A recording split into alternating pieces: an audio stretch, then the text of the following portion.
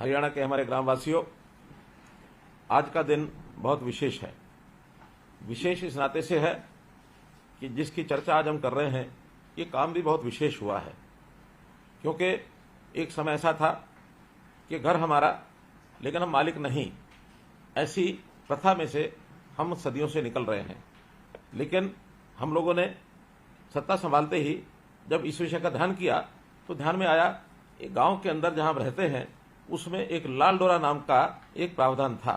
लाल डोरा के अंदर, गांव के अंदर जिस भी का मकान होता था उसके हाथ में उसका कोई कागज नहीं होता था, कोई इसकी रजिस्ट्री नहीं होती थी और हम अपना मालिकाना हक भी जता नहीं सकते थे। अब इस विषय को ठीक करने के लिए हमने एक प्रयत्न किया और लाल डोरा मुक्त करने का यह अभियान लिया, जिसके कारण से आपको अपने घर का मालिकाना हक मिला, आपके हाथ में कागज आ गए, आपके हाथ में रजिस्ट्री आ गई। ये अपने आप में था ना एक विशेष काम।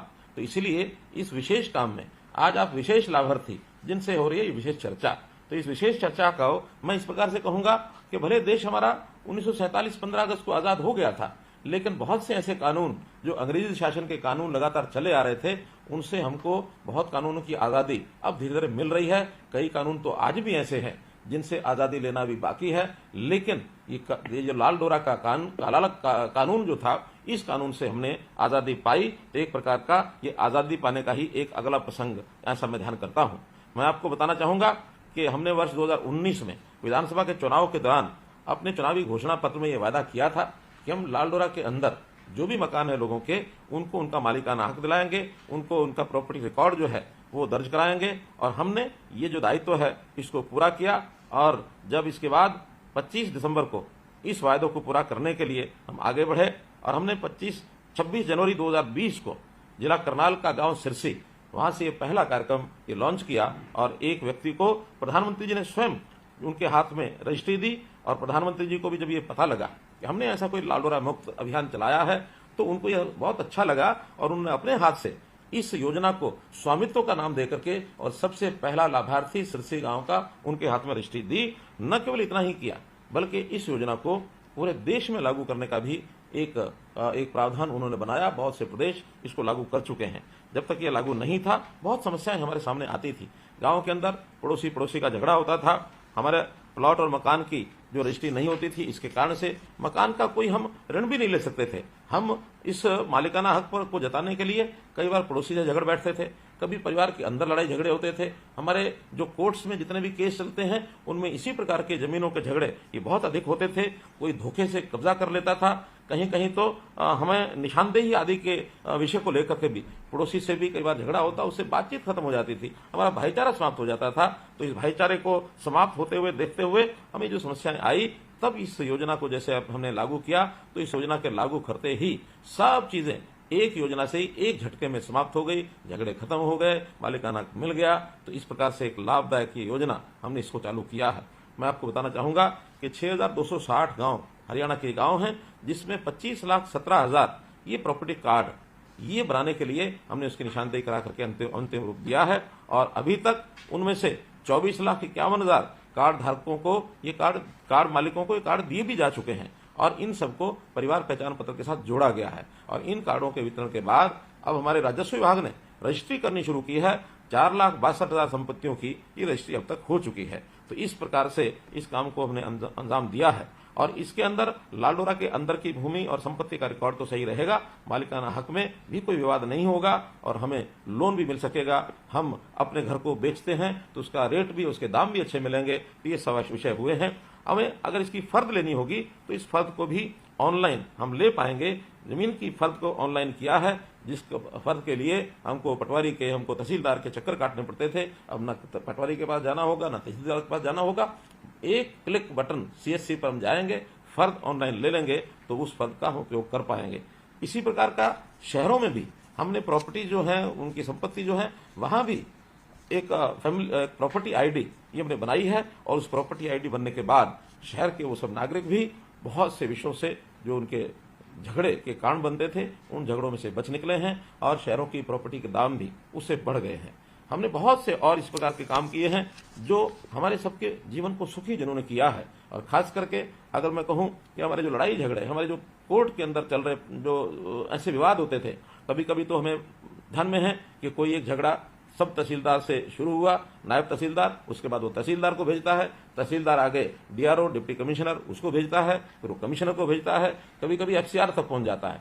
न जाने इस यात्रा में कब कौन अधिकारी उसको रिमांड पर भेज करके नीचे वो भेज देता था। तो ये जो केस वर्षों वर्ष तक पीढ़ी दर पीढ़ी भी कई बार चलते थे। ये सांप सीढ़ी का खेल जब चलता था तो हमने उसमें एक रिमांड की जो प्रथा होती है उस रिमांड की प्रथा को समाप्त किया, और रिमांड की प्रथा को समाप्त करने से ये सांप सीढ़ी का खेल बंद हुआ और एक निश्चित समय में किसी भी झगड़े का या किसी भी विवाद का निपटारा ये करना सुनिश्चित हो गया है। एक बहुत बड़ा लाभ ये हमको हुआ है। इसी प्रकार से हमने हमारी जो रजिस्ट्रेशन है जमीनों की, ई रजिस्ट्रेशन, ई पंजीकरण, ये हमने शुरू किया है। कभी कभी तहसीलों में जाने के बाद भी हमको घंटों घंटे बैठना पड़ता है, दिनों दिन इंतजार में कई बार निकल जाते हैं कि आज रजिस्ट्री होगी, कल रजिस्ट्री होगी। तो हमने इसके लिए पूर्व में अपना समय निश्चित करने के लिए ई रजिस्ट्रेशन प्रथा ये लागू की है, ताकि जो भी दिन हमारा रजिस्ट्रेशन का होगा अपॉइंटमेंट पहले लेते ही इस काम में हमारा जो समय बचेगा, हमारी जो ऊहापोह है वो बचेगी। इस काम को हमने शुरू किया है। इसी प्रकार से स्टाम्प पेपर ये खरीदने पड़ते थे। इस खरीद के बाद भी पैसा भी खर्च ज्यादा होता था, अलग अलग व्यक्तियों के पास जाना पड़ता था। इसके लिए हमने ई स्टाम्पिंग ये कार्यक्रम शुरू किया। तो ई स्टाम्पिंग से ऐसे बहुत से विषयों का ये हमको लाभ हुआ। कभी कभी जो सरकारी दफ्तरों में रिकॉर्ड होते थे वो रिकॉर्ड की अलमारियां भरी रहती थी और पुराने रिकॉर्ड को ढूंढने के लिए कई दिन कई महीने लग जाते थे। इसको भी ठीक करने के लिए हमने आधुनिक रिकॉर्ड रूम ये बनाए। आधुनिक रिकॉर्ड रूम बनने के बाद आपको किसी प्रकार का कोई रिकॉर्ड की जरूरत होती है, केवल एक बटन से जानकारी मिल जाती है कि कौन सा रिकॉर्ड कहाँ रखा है और तुरंत रिकॉर्ड को निकाल करके लाया जा सकता है। ये काम भी हमने किया है। ऐसे ही हम जानते हैं कि बहुत से विकास कार्यों के लिए जमीन की जरूरत सरकार को होती है और उस विकास कार्यों में जमीन का लेना अपने आप में, जिसको हम जमीन की जो प्रोक्योरमेंट है उस जो हम करते थे एक्विजिशन करते थे, तो उस जमीन की एक्विजिशन में सरकार के अधिकारी अपने मन मर्जी से बहुत प्रकार से रेट कम कभी ज्यादा ये सब लगते रहते थे। और जब हम कोर्ट में दावा करते हैं तो उसकी अनाउंसमेंट कोर्ट हमको देती है।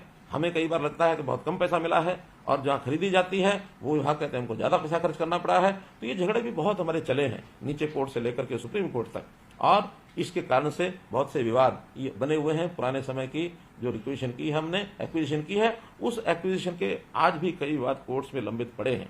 नई एक प्रथा शुरू की कि जमीन को सरकार को भी अगर खरीदना है, सरकार के किसी विभाग को खरीदना है, तो हमने ई भूमि पोर्टल ये शुरू किया कि ई भूमि पर किसी विभाग को चाहिए वो अपनी जरूरत बता सकते हैं, किसी किसान को, किसी भू मालिक को अपनी जमीन को बेचना है वो पंजीकरण करा सकते हैं। तो हम लोगों ने एक सरल तरीका अपनाया है और अभी तक आपको बताते हुए मुझे खुशी हो रही है कि लगभग 10,000 किसानों ने और 26,000 एकड़ भूमि इसका पंजीकरण करवाया है। बहुत सी जमीन को जरूरतमंदों ने खरीद भी लिया है, बहुत सी चीजें आगे भी चल रही हैं। इस प्रक्रिया को हम और तेजी से आगे बढ़ाएंगे ताकि सहमति से जमीन को बेचने वाला, खरीदने वाला सहमति से जमीन को बेच सके, खरीद सके। हमारे गांव में जो सरकारी काम होते हैं वो सरकारी काम के लिए सरपंच कहीं बैठता है, पटवारी कहीं बैठता है, कोई सरकारी अधिकारी आता तो कहीं और बैठता है। तब ध्यान में आया कि क्या जब प्रदेश सरकार का सचिवालय चल सकता है, जिले का सचिवालय चल सकता है, सब डिवीजन का सचिवालय चल सकता है, तो गांव का सचिवालय क्यों नहीं चल सकता। हमने ग्राम सचिवालय इसकी प्रथा शुरू की और ग्राम सचिवालय में एक स्थान पर वहीं पटवारी बैठेगा, वहीं हमारा सरपंच उसका ऑफिस होगा, वहीं कोई और बाहर से सरकारी अधिकारी आएगा तो वहां पर होगा, कोई कमरा होगा तो वहां हमारे जो अन्य संगठन है, महिला संगठन है, उनकी बैठक हो सकती है। कोई गांव में छोटा बड़ा बैंक है उसको वहां खोल सकते हैं, हमारा जो सीएससी सेंटर है उसको वहां से चलाया जा सकता है। क्या एक ही परिसर में गांव के लोगों को सभी सरकारी सुविधाएं ये नहीं मिल सकती? क्या मिल सकती हैं। इसलिए हमने ग्राम सचिवालय बनाए और आज मुझे बताते हुए खुशी हो रही है कि 1856 गांव में ग्राम सचिवालयों की ये जो स्थापना है की जा चुकी है, जहां ग्राम स्तरीय अधिकारी, कर्मचारी सब वहां बैठते हैं और अपना सरकारी काम बहुत अच्छे से वो करते हैं। ऐसे गांव के अंदर कनेक्टिविटी, आज हर गांव में मोबाइल की भी जरूरत है, हर गांव में इंटरनेट की जरूरत है, और इस इंटरनेट को और मोबाइल के लोगों को और खास करके सरकारी कामों के लिए हमने ऑप्टिकल फाइबर केबल ये बिछाई है और 5,953 ग्राम पंचायतों में आज वाईफाई हॉटस्पॉट ये भी लगाए जा चुके हैं, जिससे हमारी आज की ये जो सुविधाएं हैं इसको प्राप्त करने के लिए बहुत सहूलत हुई है। गांव का कोई भी व्यक्ति अपनी मांग को एक पोर्टल पर डाल करके सरकार तक पहुंचा सकता है। केवल हम किसी के पीछे लगेंगे, कोई काम लेकर के हमारा सरकार तक पहुंचाएगा, और पहुंचाने वाले की भी मर्जी होती है कितना पहुंचाएगा कितना नहीं पहुंचाएगा। हमने ये सुविधा हर गांव के नागरिक को ये दी है और ग्राम दर्शन पोर्टल ये बनाया है 2 अक्टूबर 2020 को इसका हमने शुभारंभ किया था, और हजारों की संख्या में ग्राम दर्शन पोर्टल पर मांग जो है नागरिकों की उनकी शिकायतें, उनके सुझाव, ये सब हमको प्राप्त हुए हैं और लगातार उसका समाधान हम कर रहे हैं। हम गांव-गांव जाकर के लोगों से जो उनकी मांगे पूछते हैं, चाहे हमारे मंत्री हों, चाहे हमारे सांसद विधायक हों, वो सब भी एक नया पोर्टल हमने जन संवाद पोर्टल बनाया है, उसमें उनकी मांगों को डाल करके और हर विभाग में सीधा हम भेज देते हैं, ताकि वहां से उनका जो निवारण है, उस काम का जो विकास का काम है उसका पूरा हो सके। ये सब काम भी हम कर रहे हैं। ऐसे सब कामों को करते हुए हमने हर व्यक्ति की भी पहचान बनाई है, हर परिवार की भी पहचान बनाई है। परिवार पहचान पत्र जो मैं कहूंगा कि खास करके गरीब आदमियों के लिए, इसको मैं अंग्रेजी में अगर कहता हूं तो protection of poor people, protection of poor people, ये उसमें से एक नया जो हमको विकास का काम ध्यान में आया है, ताकि हर व्यक्ति की जितना डाटा है, हर परिवार का जितना डाटा है, वो सब एक स्थान पर लाने के बाद कोई भी जो हम सरकारी योजना का लाभ उठाने के लिए उसका रजिस्ट्रेशन कराएंगे, हमको केवल अपना परिवार पहचान पत्र और नाम बताना है, बाकी बातें सब अपने आप हो जाती हैं। इसी प्रकार से हर खेत, उसकी फसल का पंजीकरण, मेरी फसल मेरा ब्यौरा, ये हमने किया है, ताकि इसका भी जो लाभ है हमको तुरंत मिल जाए। एक रजिस्ट्रेशन के माध्यम से उसकी प्रक्रिया तय की है। कभी हमको अपना फसल को बेचने जाना होता है, फसल खराब हो गई है तो उसका मुआवजा उठाना है। ऐसी हरियाणा की कुल 89 लाख एकड़ भूमि, इसका पंजीकरण पूरा का पूरा हर साल 2 बार करने की प्रक्रिया ये पहली बार हमने अब शुरू की है, और इस प्रक्रिया में मुझे प्रसन्नता है कि 75% से ऊपर काम हो गया है। 58 लाख का। वाह वाह, हमारे अधिकारी बता रहे हैं कि अभी 89 में से 88 लाख एकड़ ये रजिस्ट्रेशन हो गया, अर्थात 98% से भी ऊपर ये रजिस्ट्रेशन हो गया, और पहली बार ये हुआ है, साल में 2 बार हुआ करेगा। इसके कारण से जो पंजीकरण पहले नहीं कर पाते थे, किसानों की मांग होती थी एक बार पंजीकरण 2 दिन के लिए, 4 दिन के लिए खोल दीजिए, उसकी समस्या भी अब कभी नहीं आएगी, क्योंकि जो पंजीकरण किया है उसी पंजीकरण का सत्यापन हमारे अधिकारी भी करेंगे। और अगर हमारे किसान को भी लगता है कोई गलती हो गई है, उस गलती को जाकर के वो ठीक भी करा सकता है। हमने हर पशुधन भी हमारा धन है, उसकी भी ई टैगिंग ये शुरू कर दी है, और एक समय आने वाला है कि प्रदेश का हर पशु, इसकी भी ई टैगिंग होगी। कौन पशु अगर कहीं खो भी जाए, कहीं वो भाग भी जाए, तो उसकी ई टैगिंग से पता लग पाएगा कि ये पशु कहां से आया है, किसका है, ताकि उसको उसकी सूचना दी जा सके। और इसी प्रकार से बहुत से लोग अपने पशुओं को छोड़ देते हैं, बेसहारा आवारा होकर के गलियों में घूमते हैं, उनकी भी पहचान की जा सकती है कि ये पशु किसने छोड़ा है, कहां से आया, ताकि संबंधित व्यक्ति को उसकी जानकारी मिल सकती है।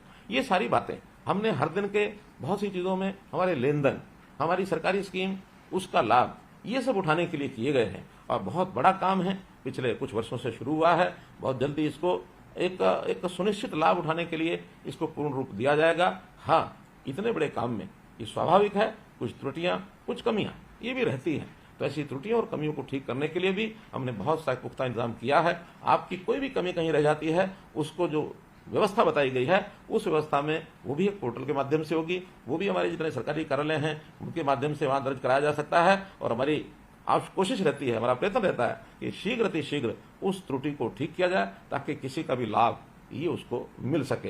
याद रखना चाहिए कि हम किसी के अधिकार को दूसरा कोई हड़प जाए या उसको अपना अधिकार नहीं मिला, ये हमारी सरकार में संभव नहीं है। हर किसी को, खास करके गरीब आदमी, उसका अधिकार हम सुनिश्चित करने के लिए और इस सारी प्रक्रिया को मजबूती से लागू करेंगे। और जो कभी एक समय था अधिकार छिन जाते थे, जो कोई दबंग होता था, जो कोई ज्यादा ताकतवर आदमी होता था, वो चीजों को लेने में सक्षम हो जाता था, गरीब आदमी खिड़की तक पहुंच नहीं सकता था। आज गरीब आदमी की सरकार, गरीब आदमी की सुरक्षा, गरीब आदमी का अधिकार, इसको सुरक्षित रखने के लिए सब हम काम करेंगे। और इतने सारे काम के लिए मैं पुनः जिन लोगों ने अपने मकानों की रजिस्ट्री प्राप्त कर ली है, या आने वाले समय में जिनका प्रॉपर्टी कार्ड बन गया है और उनको तुरंत रजिस्ट्री अगले कुछ महीनों में मिल जाएगी, ऐसे सबको बहुत बहुत बधाई, बहुत बहुत शुभकामना देते हुए मैं अपनी बात को समाप्त करता हूं।